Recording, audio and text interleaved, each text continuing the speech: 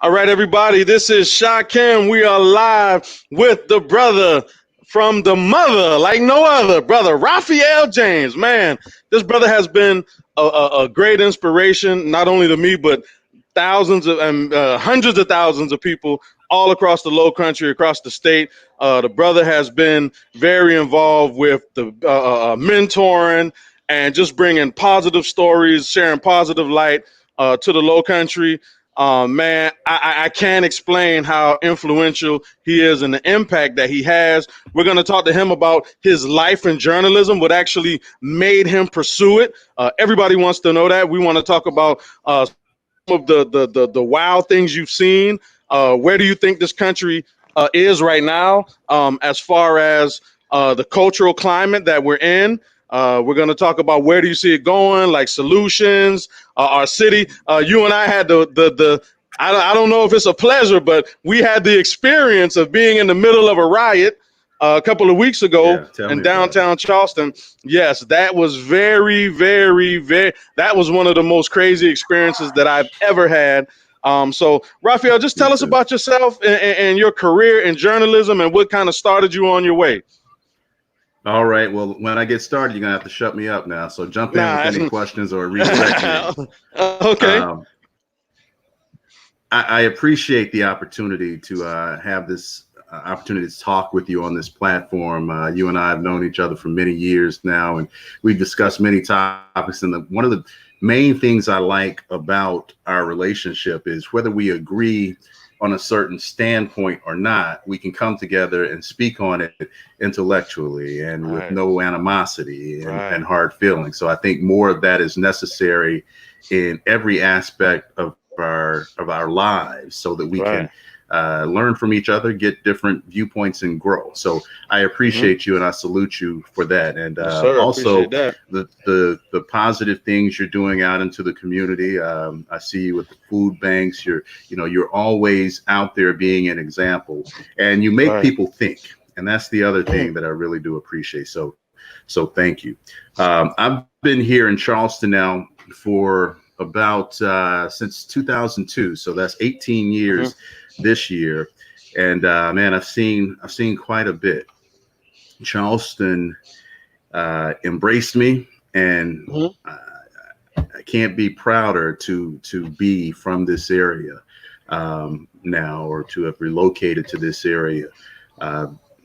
Feel like the people here are more like family. And that's why I try to be out in the community, because, in many ways, I really do see people as my family, an extended family, and I want to do what's right for family. So I got into journalism when I was in school. I tell this story when I go to speak at schools. When I was in school, I used to talk a lot. And one of the teachers said, I hope you do something where you can talk for a living. So I did, so I always enjoyed writing. So I got on the school paper. I wrote a story about a food fight. And some of the feedback, I had a good time with it. I played around with it, didn't really think anything of it. But the feedback I got from my peers, it was like, man, that was really good. That wasn't like what we normally see. And it sparked something. It showed me that, maybe I've got a little talent for this. So some teachers that were around cultivated me, inspired me. And it grew from there. And I went on to college, major in mass communications, got an internship, and I highly advise young people to get internships. It's great on-the-job training. If you can find an internship or learn from somebody, take advantage of it. A lot of them aren't paid, but that experience you gain is valuable. So I got an internship at a radio station. While I was still in school, that internship turned into a full-time job. So here I am in school, and I've already got a full-time job in my major field of study that's paying benefits, and they gave me a company car to drive around in. So that was cool, and that's how I got started. And while I was doing that, from time to time, I was a mobile news reporter, which means when there was a shooting, stabbing, car wreck, you name it, fire, we'd be sent out to the scene to report on it and shoot video. And I started at a local television station back in Augusta, Georgia, and I would shoot video Hmm. for them and send it to them. So Right. as all of this was going on, I would see kids' eyes light up when I pull up to the scene, and they weren't used to seeing somebody who looked like them out there. Hmm. And, they would ask me questions and they say, "Hey, put me on TV." Right. And Right. Right. as Right. much as I'd want to sit down and kick it with them, at at the moment we couldn't, because it's like there's a dead body over there. Yeah. You don't want Yeah. to Yeah. be on TV for this. Um, so that made me cognizant of, when I do have these moments, I need to be able to impart something, though. So Right. on stories where I did have some time, or I could spend a little time, I'd put the camera on their shoulder. I'd show them how to use it. Okay. I'd let them hit the record button. I'd let them take in the scene, if it wasn't something serious like that, and kind of Hmm. show them what I do. And Right. I appreciate that. But yeah, we've seen in this industry, you see a lot of things, and a lot of things I'd want to forget. And you were very right. Right. That riot was probably the Mm. most fearful I've been Right. since I've been reporting. And I've been in some situations before, but just being right there in the mix, not knowing what was going to happen next, you know, whether it was going to come from the crowd or if it was going to Right. come from the officers, or Right. would I get caught up in the mix. Um, it was very interesting. Right. I'll say that. Right. So let me ask you a question. So looking at the climate, let's look at that riot situation. You've covered the Mother Emanuel shooting. You covered Walter Scott. You've seen, I mean, being a friend of Muhyiddin Baha, talking to him, interviewing him, knowing him Mhm. personally. You've seen our protests go peacefully. You've seen Charleston have some of the most peaceful protests. Um, how do you think it Mhm. got to that point? Like, from knowing the level of, peace that normally we obtain, how did it go from like 0 to 100 all of a sudden during this particular incident? Why do you think it went that route? Okay. To address that, I'm going to have to take off my news hat and just put Okay. on my regular, everyday black man in America Ralph hat. I Right. think we saw that because it's been building up over the Right. years. People's tolerance seems to have gotten low to the constant mistreatment. Um, we've seen, I mean, we can go back to Rodney King, but certainly it was happening before then. Rodney King was beaten up by the LA police and they were acquitted of the charge. That is, can't we all just get along? Now, there's so many names of black and brown Americans who have lost their lives in encounters with police with no weapons, not that just doesn't sit right with a lot Right. of people, and it doesn't seem as if um, the nation has necessarily taken it seriously enough to do something about it. So, long story short, people are fed up, and the people I talked to and you talked to that night, Hmm. they were quite candid. Yeah. We're not going to be peaceful, because what has peaceful gotten us? So I think right now we're at a crossroads as a nation. We have a group of passionate young people who are fed up and tired and want to see change. And we've got passionate older people who want to do things a certain way. They want to do things peacefully. They want to do things non-violently. And I support that. I don't condone violence. Um, but that is where we are right now. And you ask me why I think things went the way they went all across America. I think that's it. Right. Okay. So looking at Ahmaud Arbery, that case, We had people questioning the citizens arrest kind of protocol. As we know, our brother Marvin Pendarvis and Justin Bamberg, they've been working on legislation in the House for South Carolina to look at or scrutinize the citizens arrest law. Do you feel that that's something old that needs to be taken off the book, or do you feel that there's a for the citizens arrest law in South Carolina?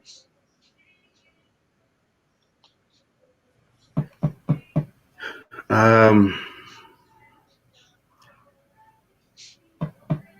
I don't know. I want to give a thoughtful answer. Give me a Right. second to kind of let that marinate. And let me make sure at the same time I'm understanding your question. Do I feel like um, the citizens' arrests should be done away with in South Carolina? Right. Do you think yeah, do you think it's just should we do away with it? Is there a place for it? Or, is there a place for citizens arrest laws in South Carolina?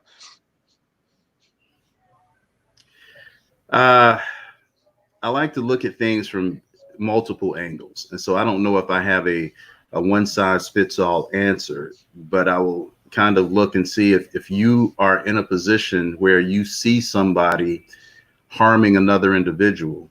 And if you don't step in and do something, that individual is going to suffer serious harm or death. Then I think in that instance, you should be able to do something to prevent greater harm from coming. The problem we get into, though, is you see that in certain situations, police officers are abusing the way they handle situations. So how can untrained civilians step in and effectively make an arrest? Um, it's a little murky. So I don't know. I don't know that I would, once you put it out there, once you say Mhm. there is no citizens arrest law in South Carolina, now you may have people who would render aid think twice. Oh, Shakem's over there getting beat up. I could step in and do something, but if I do something and somebody else gets hurt, now I gotta face the consequences for that, as opposed to I can just go over there in the past and do it and act and be covered by the law under the citizen's arrest. So I don't know. I think there are a lot of shades of gray. I think people smarter than me are working on it, and I think it's going to be a great discussion and a great debate once they bring it to the House floor and the Okay. General Assembly.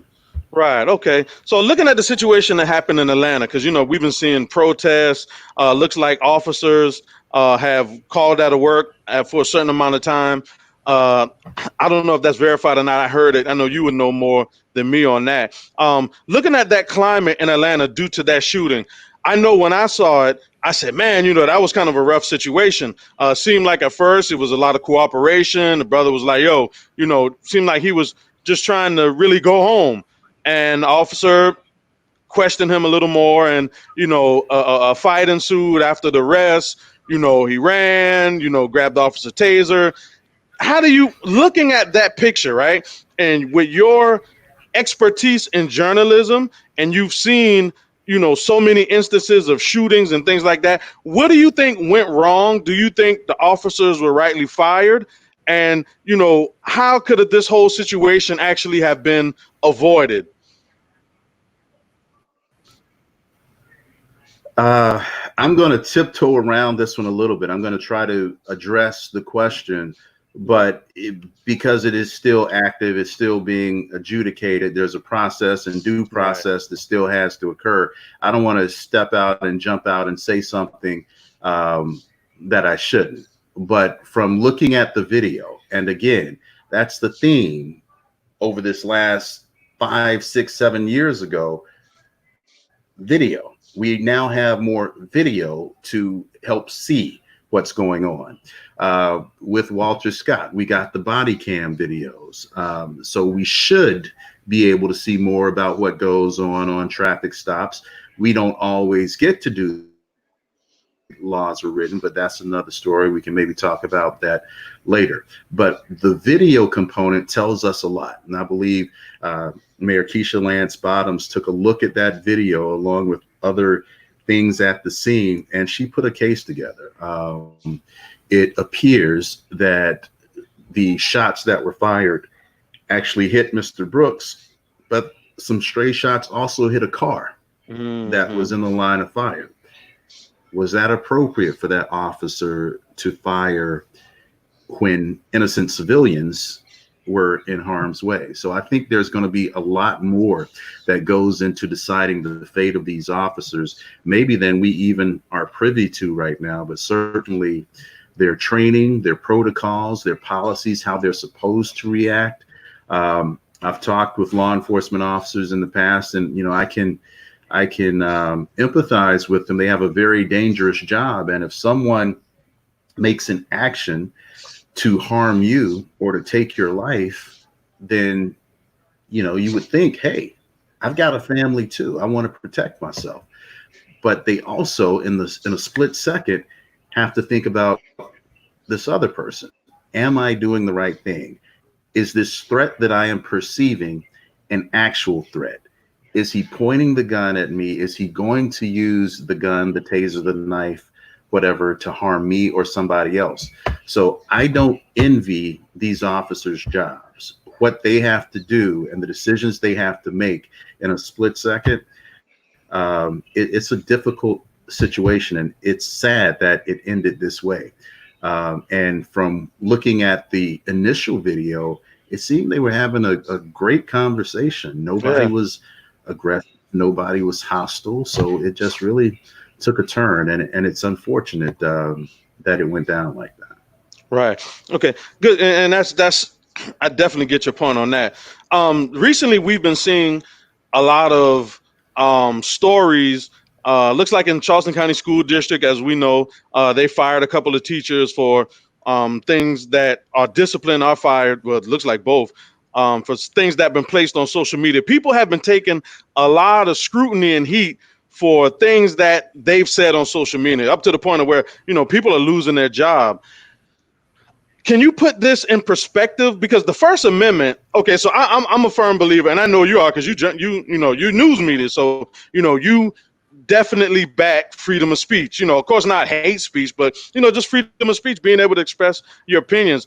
Do you think that we could possibly be getting to a point to where a constitutional violation occurs if I just say, hey man, I think these white people are crazy, and then next thing you know, people email my job, and my job is firing me because I said, hey man, these white people over here are crazy. Do you think we could be pushing it to a place where constitutional violations are beginning to set in?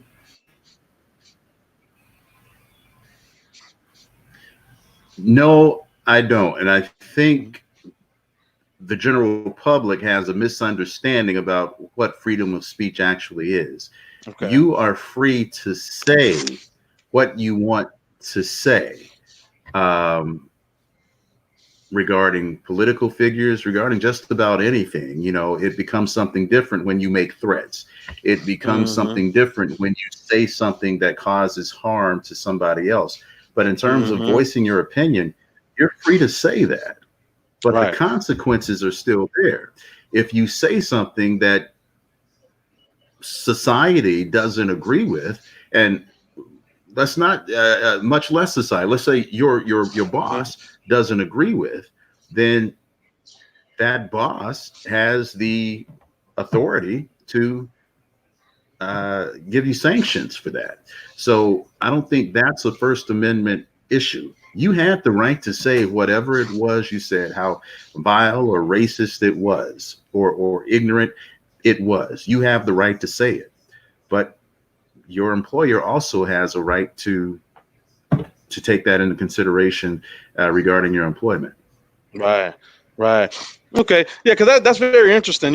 I mean, we just seeing a lot of the events that transpired in the last couple of days and watching that happen. I kind of sit back and say, man, because I'm a very outspoken individual, and a while back, I've had people, try to email my place of employment, and hey, man, Shakem said this. Move, boy. My son all over. Come on, move.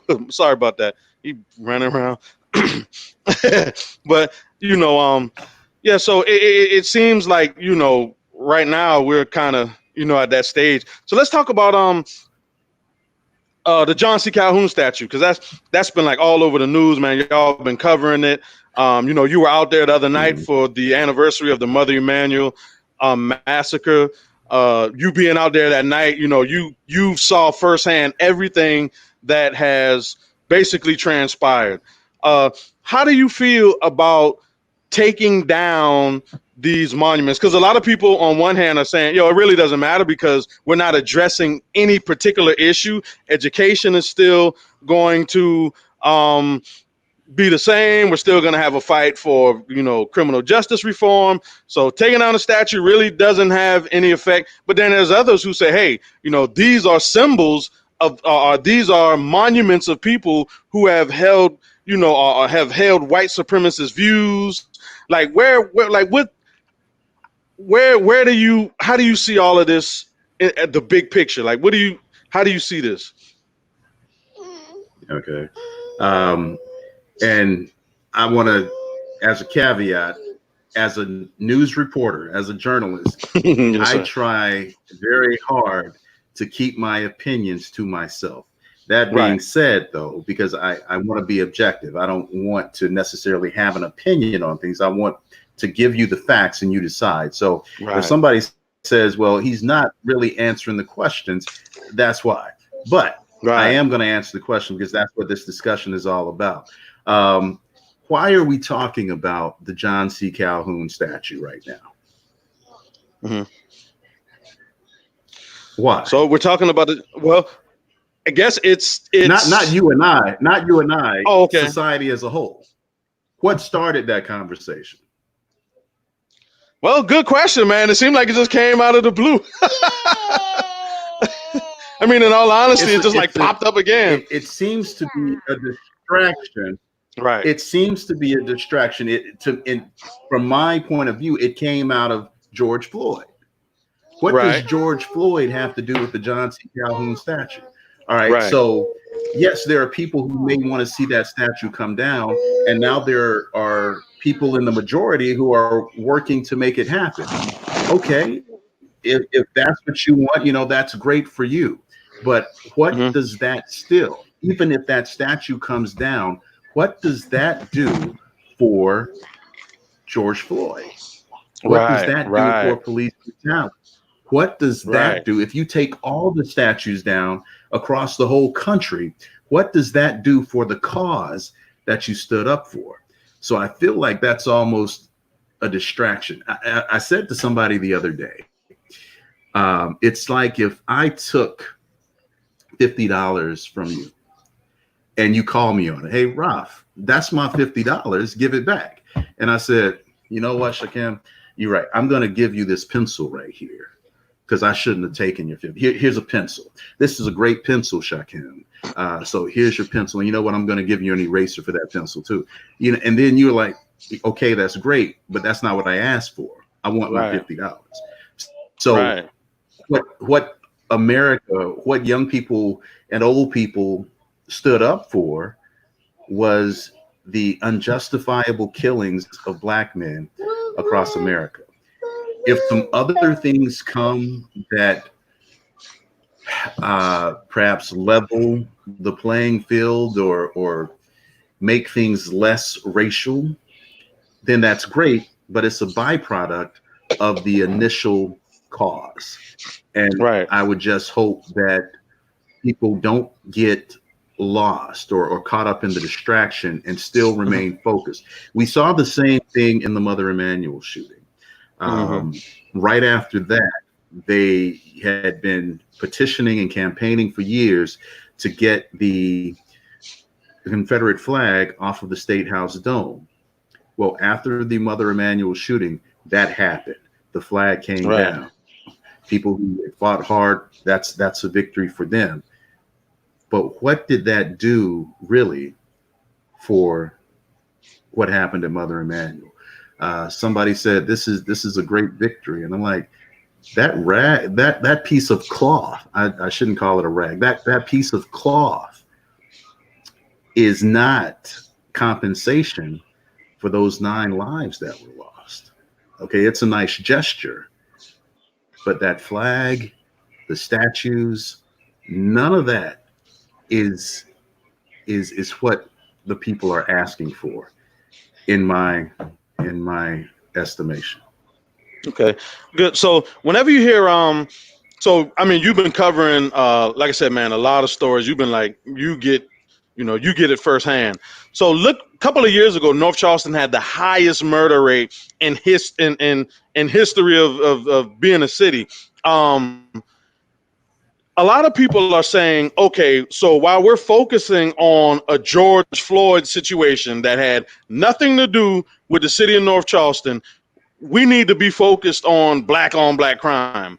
And they're saying, okay, well, it's not any outrage or there's a lack of outrage in the community. You, as being right there, at the scene a lot of times of these shootings and reporting live, do you see outrage in the community when shootings happen or murders happen? And do you feel that we're losing focus on focusing on something like a George Floyd when, especially in the city of North Charleston, you had a murder rate that peaked several years ago? Hmm. You and I have had conversations about this, and no, I don't think it's apples and oranges that people are comparing the unjustified killings of black and brown people in America at the hands of the police, comparing that to black on black crime. Here's a major difference with black on black crime. I'd say 9 times out of 10, be more conservative, 8 times out of 10, Mhm. those cases are adjudicated. Someone is arrested, they're tried, they're convicted, and justice, if you will, is served in the black on black crime. In these police killings, that's not happening with the same frequency. That is what's being protested. So, again, watch the distractions.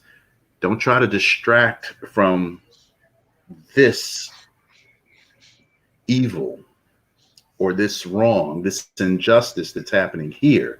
Don't try to distract me from that with this. Now, in terms of the black on black crime, yes, that's terrible. And yes, we are outraged. And yes, we do protest. And yes, we do speak up. We're having these conversations within our community. And to say that we don't care when blacks kill each other, that's just a bald-faced lie. Look around your communities. People do care. People are out here with organizations. People are out here, people like yourself, peer-to-peer instructions, mentoring young people. I'm a part of a mentor group, Distinguished Gentlemen's Club, where it's our job to sit and listen to these young men and guide them and provide guidance for them where we can. That's just not true. It's inaccurate to say that the black community is sitting by idly watching black people kill each other when there are programs and people, just people. It doesn't have to be people, it doesn't have to be leaders, just regular day-to-day people are being proactive in our schools and in our communities, trying to reach out to young people and show them a better way. No, sir, no, ma'am. That argument is false. Right. Okay, so let's talk about the coronavirus really quick because a couple of days, man, it looks like it's been like extreme. It's been spiking, right? And how do you think this is a result of?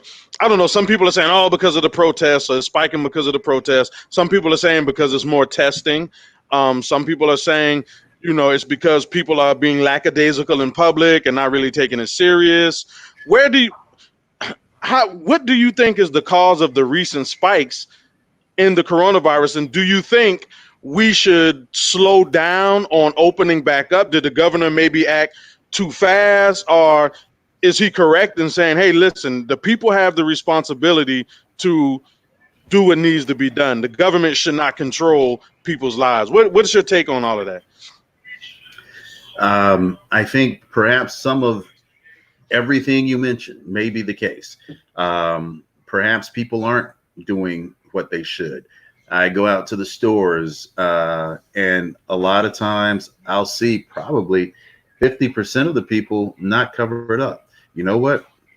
Sometimes it's me. Sometimes I forget my mask in the car and have to go back out and get it. But sometimes I'm one of those that just doesn't have it on me.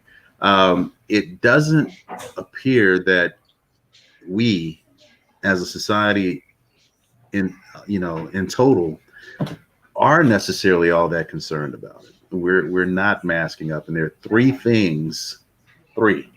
that they're telling us that we can do to really cut our chances of obtaining COVID-19: social distance, wash your hands, and wear a face covering. Three easy things, and we just aren't doing them. And some people are not wearing the face coverings as a matter of principle. So we are seeing a higher spike. And in terms of, you talked about businesses reopening, it seemed like they did open pretty quickly, considering what we were learning about the severity of COVID-19. But I don't know. We opened it now. Today we're seeing some restaurants have to close down because their employees have tested positive for COVID. So I don't know. So with the rush to reopen, and I understand that the economy and people are tired of being in their homes and they want to get out, they want to get back to work, they want to make money, they need to support their families. I get all of those reasons, but even the guidelines that were laid out by the CDC, I think one of the stipulations was that there needs to be a 14-day straight decline before things start to open. That wasn't adhered to. It wasn't adhered to by a lot of states, by a lot of it just even the government who put those suggestions out there didn't really seem to follow their own policies. Right. So let's talk about the NBA with this debate. I know Kyrie Irving and LeBron James, they've been kind of back at it. I don't know if you've been kind of following their little Twitter beef, but Kyrie Irving said, hey, man, we don't need to start the season back again. If we start the season, we're going to take away from the momentum that, the protesters have brought to the country. We're going to take away from the issues at hand as far as police community relations. All of the attention is going to go from the protests and activism to, hey, we got these guys shooting hoop and the NBA season is here. LeBron came out and basically said, listen, it's not going to happen. We play ball, we make our money, we give to the cause, we can still play ball and focus on the issue at hand. Do you think if they resume the NBA season, Kyrie Irving would be right and people would use that as a tool to just forget and kind of be back in finals mode again? Or do you think, like LeBron said, hey, we can focus on two things at the same time? Yes. The short answer is yes. I think Kyrie is right. I think that if the season starts back, that may take a little bit of momentum away.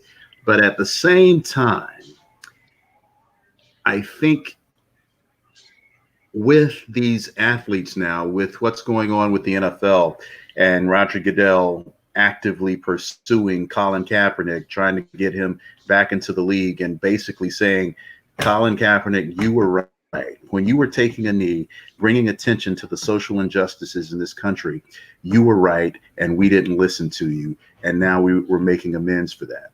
I think moving forward in this culture, I think athletes are going to have more of a platform. I think the owners and the organizations are not going to try to silence them on these kinds of issues. So I could see where, like LeBron is saying, if the season does start back, I can see more time being given after the press conference to talk about some of these things. What's to stop the players from showing up at the news conference and saying, okay, it's LeBron, so you scored 42 points tonight. How did that feel? Well, I'll talk about that in a minute, but what I really want to talk about is what's going on in Kentucky, what's going on in South Carolina. This, what's to stop them from taking that moment to bring attention to a broader issue? Nothing. And I think right now the climate is there for them to do that. So on the one hand, I see Kyrie's point. On the one hand, I see LeBron's point. But at the same time, let's take 2020 in totality. 2020, this year, man, came in and just slapped us all upside the head. We lost Kobe very early on. Then COVID-19 happened. The economy, the shutdown, the schools closed, then racial injustice. Our kids this year have gone through tragedies that we didn't go through in our whole lifetime. These are world-changing tragedies that they're having to adjust to. But you know what's happened in that time period? And I apologize if I'm rambling. What's happened in that time frame is we have not been distracted. There hasn't been football. There hasn't been basketball. There hasn't been baseball. We have been forced to focus on our stuff. Our stuff is right in our face as America. Our stuff that we haven't gotten right all of these years is all we can look at now. And we have to be accountable for that. And I think 2020 has taken away any distractions so that we can get it right. And when these sports start back, when the movies open back up, when we have different places to place our attention, I think that's going to take some of the attention away from the fight that's being fought now. Right now, the spotlight is bright hot on these issues. As a nation, we are collectively focused on that. And I think that's a good thing. And I don't think we should squander this, but certainly when things go back to normal, I think the athletes will have a much better opportunity to use their platforms in the way that they desire.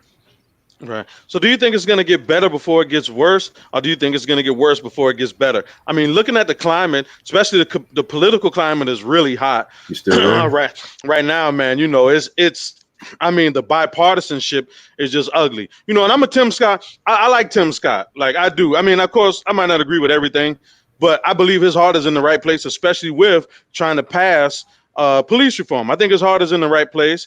I see the Democrats, they're trying to do something. Everybody's kind of scrambling, trying to figure out how we can fix the problem. I had Chief Burgess on the other night. He was talking about things that North Charleston Police Department, what he can do as far as transparency. I had Eric Watson on. He was talking about the same thing. Do you think with the heightened political climate and a lot of the tension and the protest that's going on the street, and with Congress trying to pass legislation and the infighting, do you think it gets better or worse going into November for the election? Good question. Obviously, I hope it gets better. I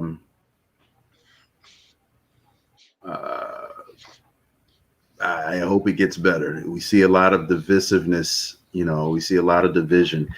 If you look through just a Facebook stream, a simple post, you see people begin to come out and take sides. Right. And sometimes that conversation is based on race alone. Sometimes it's based on politics. If we don't come together, and I think that's what 2020 is doing. I think it, they say hurricanes, and about hurricanes here. Hurricanes come in, sometimes as a cleansing faction.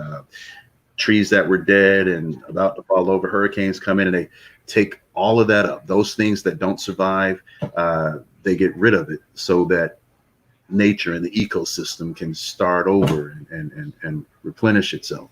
And I think we are in a whirlwind in 2020. And if we don't use this to come out better, then God help us. Because I think that's what this is. We're in a crucible. This is where we've got to get it right. So there's really no way around it. We've got to talk to each other. Our house is on fire. It doesn't matter who puts the fire out, but we certainly got to come together and work together. The danger is not everybody agrees that the house is on fire. Right, right. Okay, so let's let's look at the last 10 years from 2010. Um, Knowing that, like I said, you're always in the mix of everything. You're reading, you're studying, you're analyzing the environment. The last 10 years, have you seen, do you think our city or the low country, let's say the low country, do you think the race relations have gotten better or have they gotten worse? And how do you think we can repair things, and what type of discussions that we're going to need to move forward? Where does the discussion and the conversation need to go in this city if you think things have gotten worse or deteriorated? I'm a come ya, not a been ya.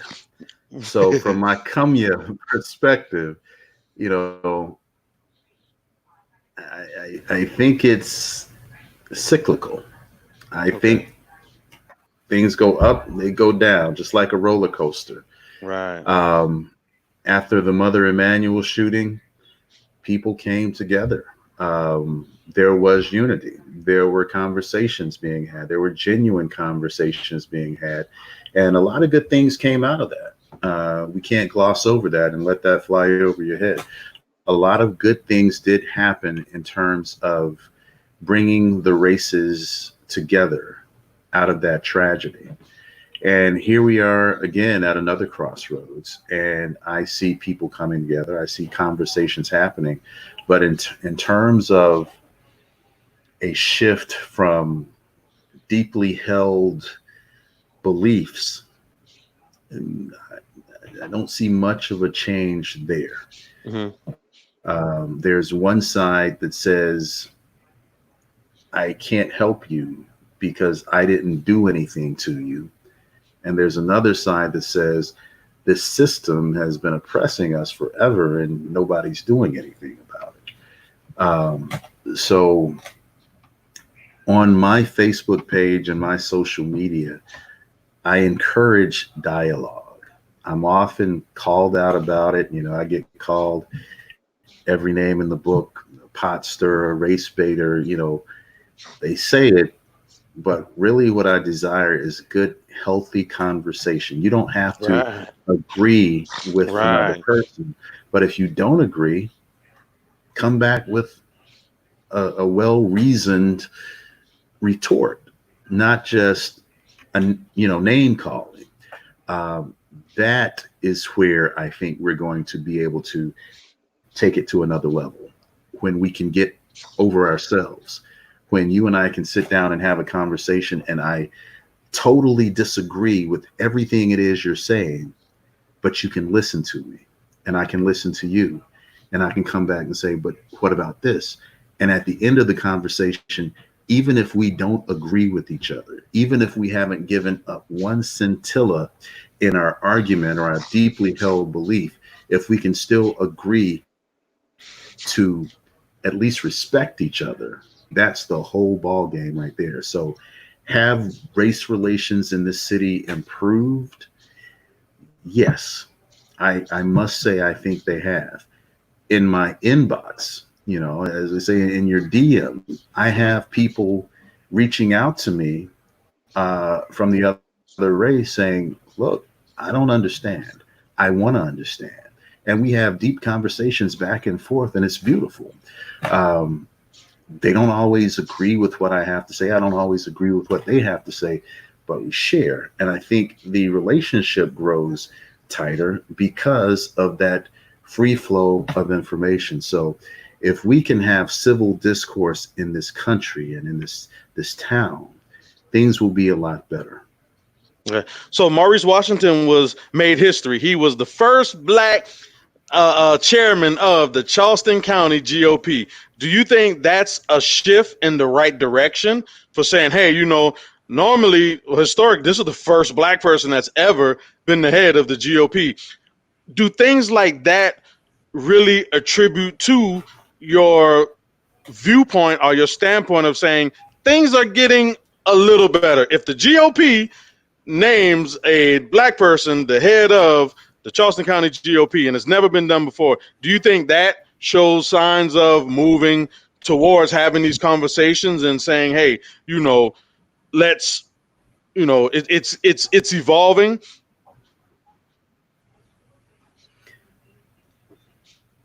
One could look at it that way,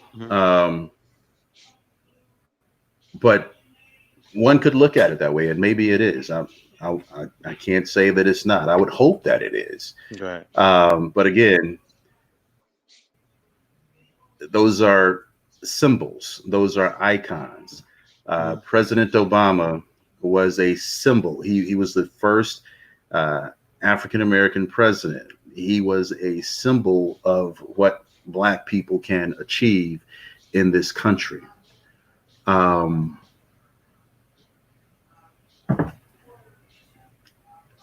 I choose to believe that, yes, it is a sign of growth, or a sign of improvement. What it really is, I'm not privy. Right. If it is or if it isn't, I don't know. But on the exterior, it appears to be. Okay. But I just want to. My antenna goes up when we start talking about symbols and appearances, a flag, a statue, a figurehead. Is that the problem that we need to be focused on, or is that a symptom of an underlying problem? Once we get with the underlying problem, then things get better. If we just keep attacking these symptoms, we're never going to get anywhere. We're spinning our wheels. All right, okay. So Reggie Burgess was talking about community policing the other night, especially in the city of North Charleston. He talked about how it's very important that community leaders get in and work with law enforcement and talk to communities and try to get everybody on the same page, looking at things circumspectively as a whole and saying, we need to work with each other. Then we started venturing off into the conversation about Black police officers. Do you, and just from what you said about symbolism, do you think it's important for local police departments to start making more efforts to recruit Black law enforcement officers? Do you think that would help, or do you think that's also just a symbol?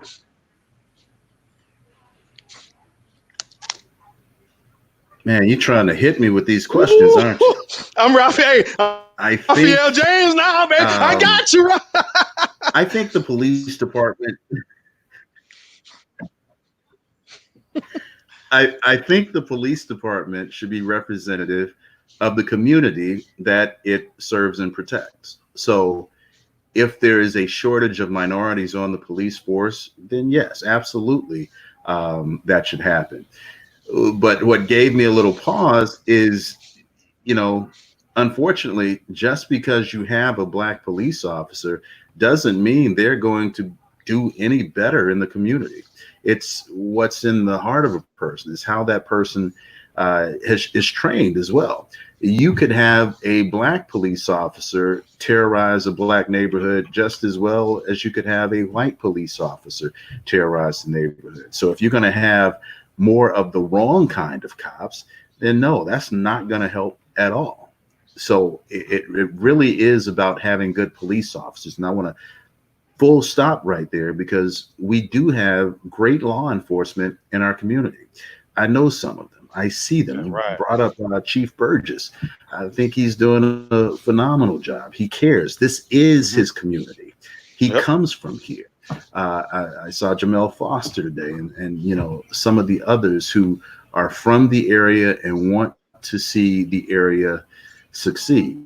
So it's not a war on cops, or at least it shouldn't be. Mm-hmm. There should be an effort to get good people in and to train them in a way that they can de-escalate situations and not always perhaps be so quick on the draw. Right. Okay. All right. So let's talk about education. I know I've been hitting you, man. It feels so good to have you on the other side of the ropes. Now I feel like, yeah, let's get him. Yeah, let's get him. Boom, boom, boom, boom. Yeah, I'm warming them up now. Yeah. So let's talk about education really quick, right? You've covered a lot of stories on education. You know about the achievement gap, especially in Charleston County School District. We talk about the shortage of teachers every year. Okay, We talk about. out. Okay. Okay. Oh, sorry. We talk about, teachers going to Columbia, talking about issues like higher pay, and they're doing rallies and marches. We always talk about just the achievement gap. You've covered a lot of stories and heard a lot of it come through the newsroom. Do you think, as far as education is concerned, how do we get to a point to where we're not seeing so many failing schools in Charleston County and start to get the ball rolling in the right direction? Because education is critical, and you know that. So what do you think, just from listening to both sides and all sides and having, that knowledge of what's going on, where do you think education needs to go right now in South Carolina? Well, you mentioned failing schools. How do we decide what a failing school is? A failing school is one that doesn't do well on testing, right? We look at test numbers and that kind of data to determine whether a school is failing or not. There is value in testing, and I'm not an educator. My parents were educators, but there's value in testing. But I think there's also value in teaching. Are we preparing our students for life, or are we preparing them for these standardized tests? Are you preparing them to be able to go out into life and make a living, or are we preparing them to answer questions on this test that they're never going to see again once they finish that test? That's my focus. Are our kids being taught the things that they need to be taught? I think there needs to be more of a sense of community. I like what you do. I think you have an after school program. There's an after school program on Liberty Hill, a reading program, the literacy program. There are all kinds of these kinds of initiatives going on. But if I can get on my Martin Luther King soapbox right now, I have a dream that one day there'll be a low country where we have academies set up where they are run by retired educators. They aren't sitting around retired and maybe going back and substituting every now and again. They are actually working in this academy with our children who are at the greatest risk, with our children who have been written off as having learning disabilities, with our children who teachers have given up on. They just don't know how to connect to them. I think there is a special kind of teacher out there who can reach every child. I've seen it. I've seen it with my own eyes. And I think if we can get our children into the right place, my mom is good with flowers. If we can get the seed into the right soil, they will flourish. But if we don't change the way they are, I don't think it's going to get any better. And I hope that answered your question. That's really my thoughts on it.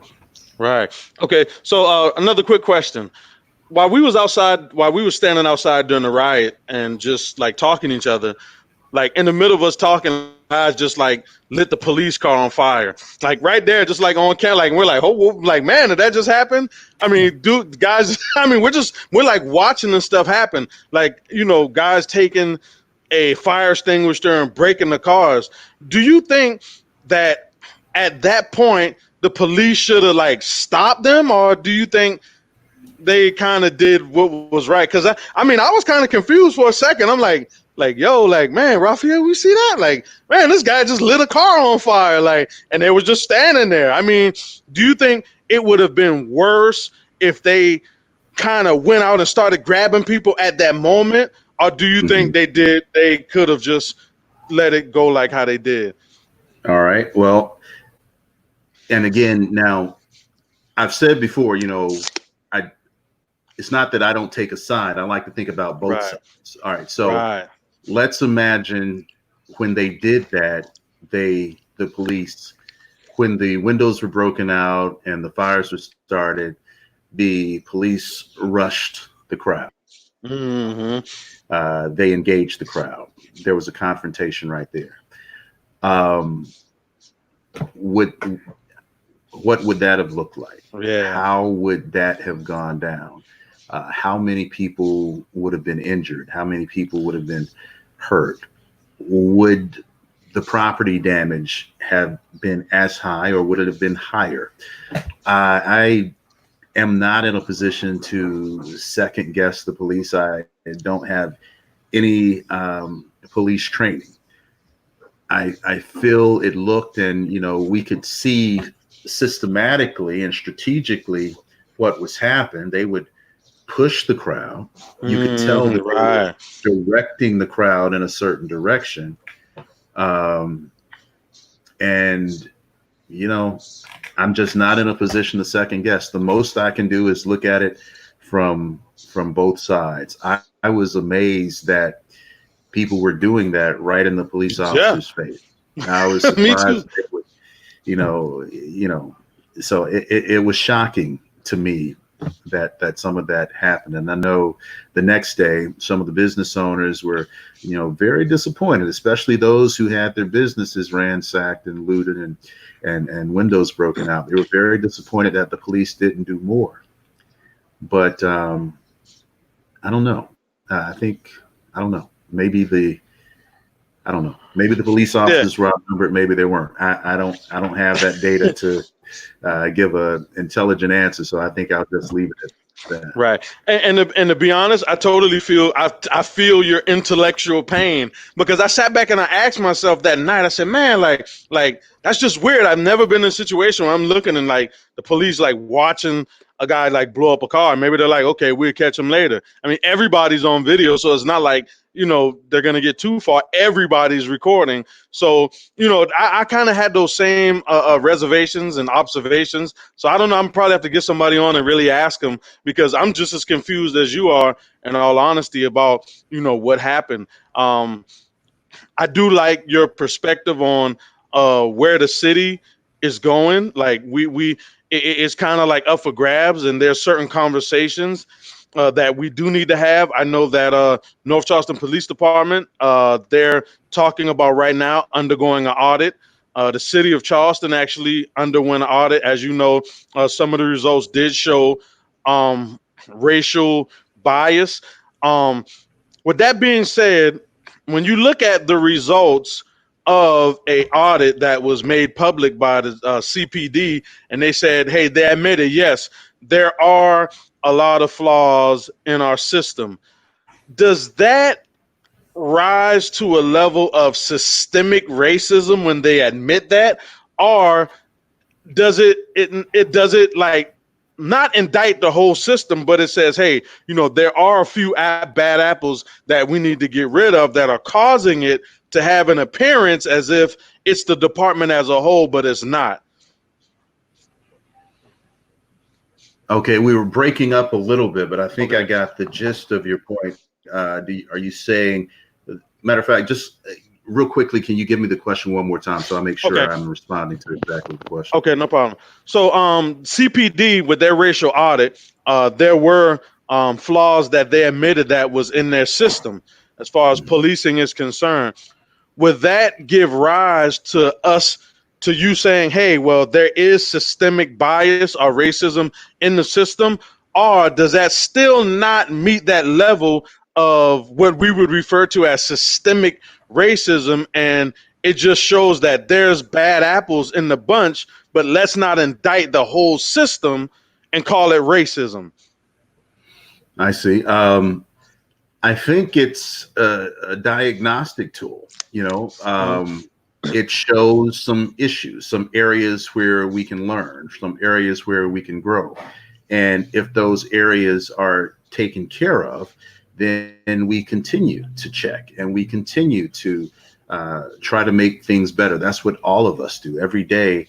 Is my shirt says, "I never lose. I either win or learn." And there is no lose if you learn from your mistakes, if you learn from Mhm. the errors. So I think if the city is smart, and I have some confidence in Chief Reynolds, I think they will take that and they will use it to do what they need to do. In terms of calling it racism and call them biased, I think at this point there are many systems that are tainted by racism in this country.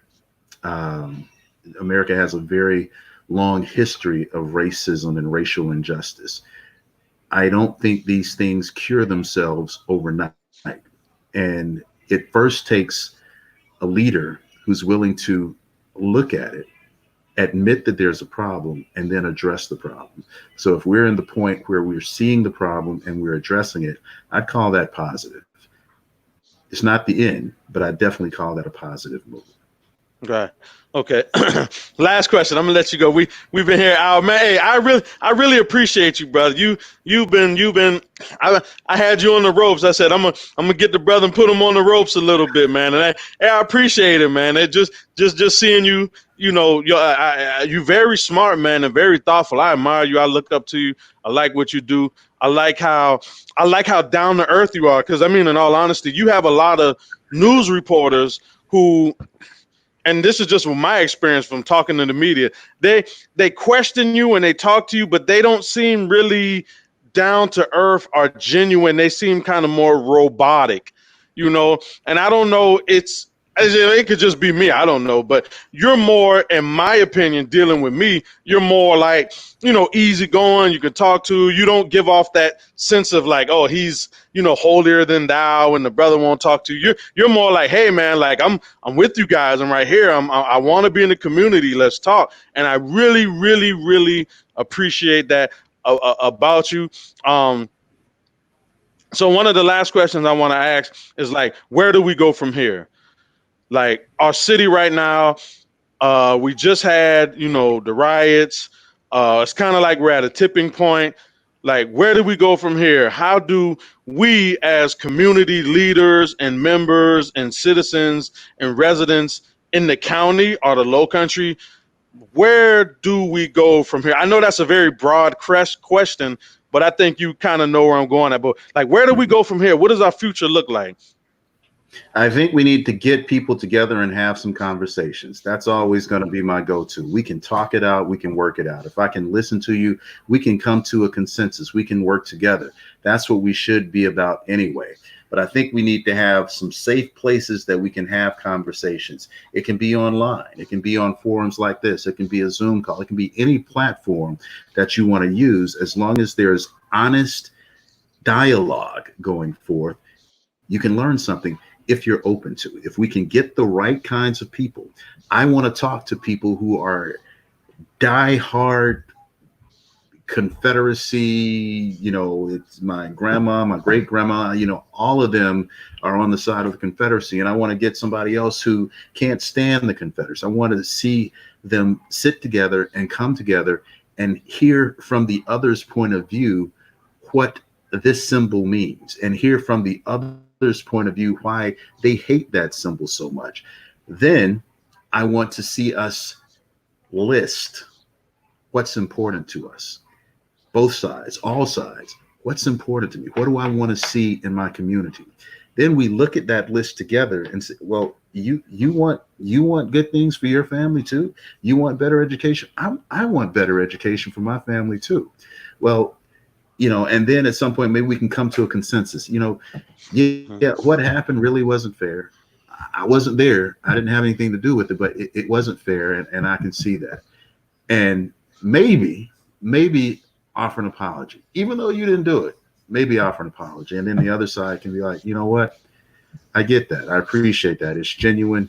Maybe we can work together on some of these other things, but we got to be able to mend where the hurt is. And we can't get to the hurt if we keep talking over the hurt. If I'm going to keep calling you names and you're going to keep calling me uglier names back, we're still not talking about the problem. We're talking over each other. There's no win in that. So if we can get to a point where intelligent people can come together and have serious dialogue, I think we're on the road, and we're on the way there now. That is definitely going to happen. And, you know, I want people to know that I'm a safe space for that kind of dialogue. If that's the kind of change you want to see, I'm all for the conversations. I'm here for it. Give me a call. Hit me up on Facebook. I try not to shut down people who have different viewpoints than mine. I don't really unfriend anybody or block any comments on my social media. There are rare cases that I'll do that, but your thought, what you feel is important to me. Put it out there. Let's talk about it. Let's find out why you feel that way. You could find out later on after we hash it out, you really don't feel that way. You just have heard somebody tell you that's the way you're supposed to feel. And that happens on both sides. So we do have leaders that we all listen to, but what I encourage is for people to think for themselves. You're a very intelligent brother, and you push me to research some things. There was a story that we had the other day, and somebody tried to troll me, and they put something on my page, and I had to go and research it. So, you know, thank you. I know what you were trying to do, but thank you, because I grew in the process. I learned something that I didn't know, and we had a dialogue about it. And I think that's the way we grow, man. Yes, sir. Hey, brother, I appreciate you for coming on. Like I said, man, we gotta keep having these conversations, and I'd like to get you back on in the future. You know, as things progress and we keep having good conversations about our city that we all live in and we enjoy and we love. And man, I wish you the best success. You ever thought about running for office? No, sir. But I think you should. We talked about that the other day. No, I'm going to stay in my lane, brother. This is my lane right here. Hey, Raphael James for U.S. Senate, man. We ready. I'm ready. I got my signs. I got the first donation, brother. So we're gonna stay in my lane. Stay in my lane. Hey, but I do want to say again, man. In all honesty, I appreciate this opportunity for us to have discussions, and I just think that is very important. So thank you again for what you do in the community, for being this, and even speaking up and having opinions that even sometimes the people closest to you don't always agree with. I think that takes a great deal of courage as well. So yes, sir. Hey, this woman right here says he has my vote. Don't do that. Don't do that. All right, brother. Well, you take care, man. Enjoy the rest of your day, brother. Appreciate you 1,000%. Thank you, man. Appreciate it. You take care.